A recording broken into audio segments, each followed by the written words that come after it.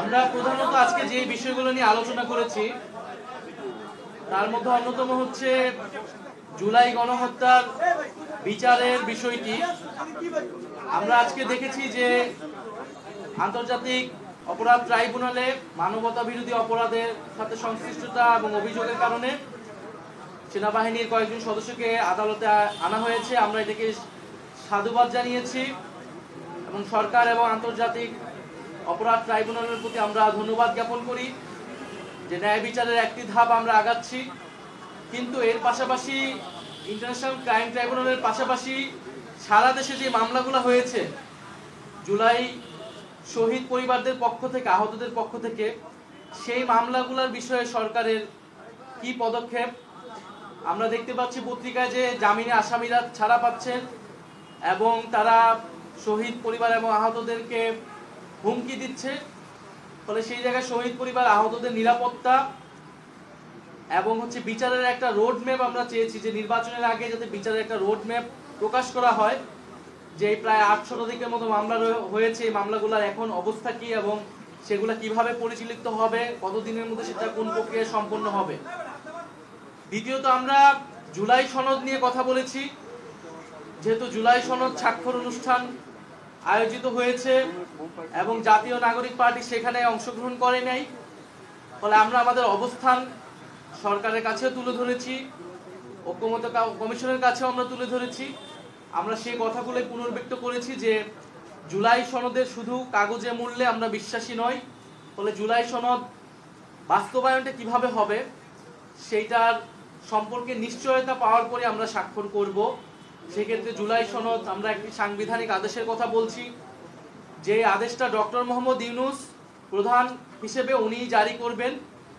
কারণ জুলাই গণ অভ্যুত্থানে জনগণের যে সার্বভৌম ক্ষমতা সেটার একমাত্র বৈধতা ডক্টর মোহাম্মদ ইউনূসেরই আছে, সেটা প্রেসিডেন্ট চুপ্পুর নাই। ফলে সাংবিধানিক আদেশ যেটা সংবিধান বহির্ভূত হিসেবে দেওয়া লাগবে সেটা কোনোভাবেই প্রেসিডেন্ট চুপ্পু দিতে পারবে না, সেটা ডক্টর মোহাম্মদ ইউনূসকে দিতে হবে। সেটার আইনি এবং রাজনৈতিক কারণ আমরা ওনার কাছে তুলে ধরেছি। দ্বিতীয়ত নোট অফ ডিসেন্টের বিষয়টা আমরা বলেছি, নোট অফ ডিসেন্টের কোনো কার্যকারিতা থাকবে না। বিজলি কেবলস এর স্কিন কোটেড ইনসুলেশন আগুন প্রতিরোধী। বিজলি কেবলস, নিরাপদ আজীবন।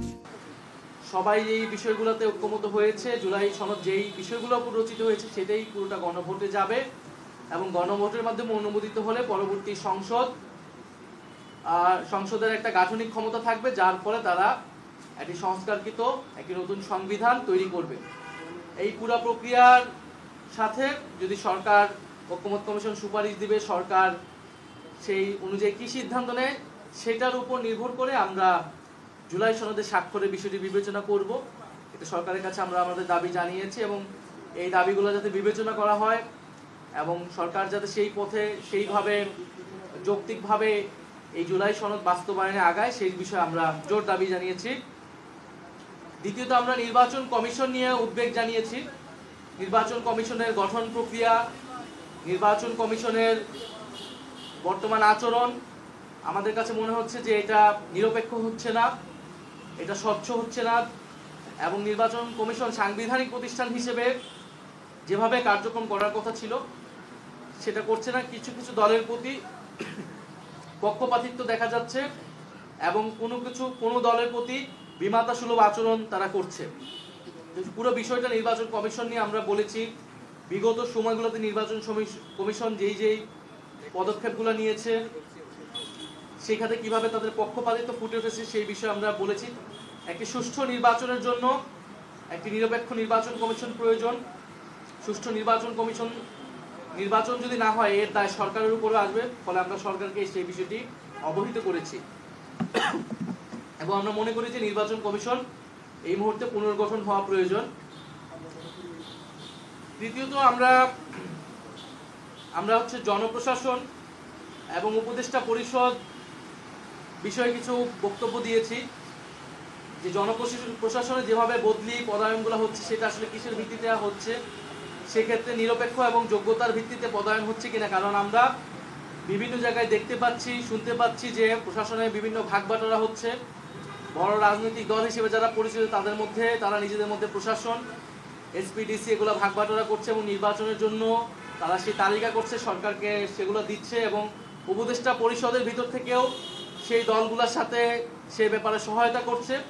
ফলে এইভাবে চললে সরকার নিরপেক্ষতা প্রশ্নবিদ্ধ হবে। সরকার যাতে নিরপেক্ষভাবে ফাংশন করে এবং উপদেষ্টা পরিষদে যাদের বিরুদ্ধে এই সংশ্লিষ্টতাগুলো রয়েছে, অদক্ষতা, দুর্নীতি এবং রাজনৈতিক দলীয় পক্ষপাতে, তাদের বিষয়ে যাতে প্রধান উপদেষ্টা সিদ্ধান্ত নেন।